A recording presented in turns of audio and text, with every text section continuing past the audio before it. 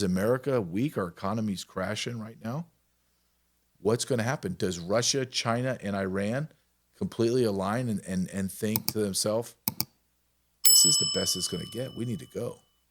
We're already there before they start deporting all of us. I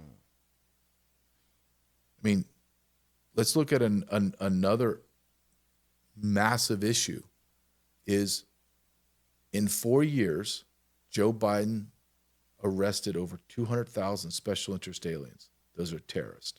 And released them. Release them into America. I'm telling you that you can times that times 5 and you get to a real number of about 1 million terrorists in America. That's the truth. Let's say that I'm wrong, and let's just go off of data from DHS. 200,000 they admit to.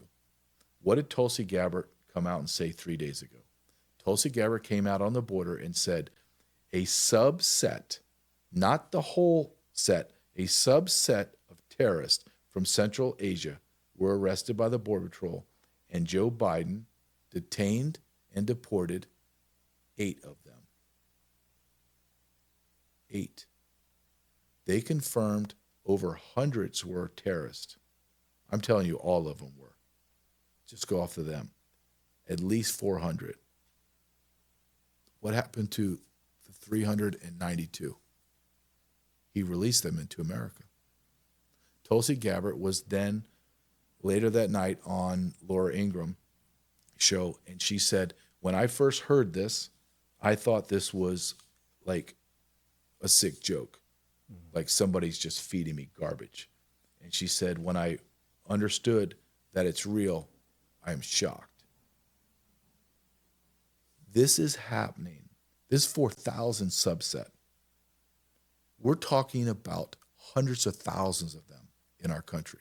Let me give you another example. Sarah Adams, I think her name's Sarah Adams, wrote the book on Benghazi. She's a terrorist tracker, and she was on Sean Ryan's show. And Sean Ryan had to pause his interview because what she said was so outrageous. But I'm watching it.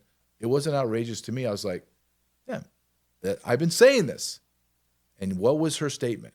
She said, we know for absolute certainty that at least 1,000 Al-Qaeda terrorist fighters are here in America. They're outfitted. They've already trained for their targets, and they're just waiting for the go. And Sean Ryan paused it and said, I need you to say that again. Are you telling me with 100% certainty that that's true? And she says, yes. And she says, I think it's more. But that's the number we know for certain. And we know ISIS embedded in there. She goes, and what's the difference between ISIS and Al-Qaeda? ISIS is just going to blow themselves up.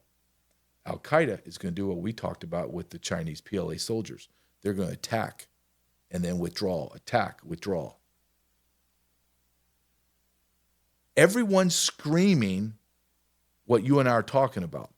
Christopher Wray, in 2023-ish to 2024, gave a speech at the National Sheriff's Convention, over 3,000 sheriffs. He gave a speech and said, there are more red flags today about terrorism than before 9/11.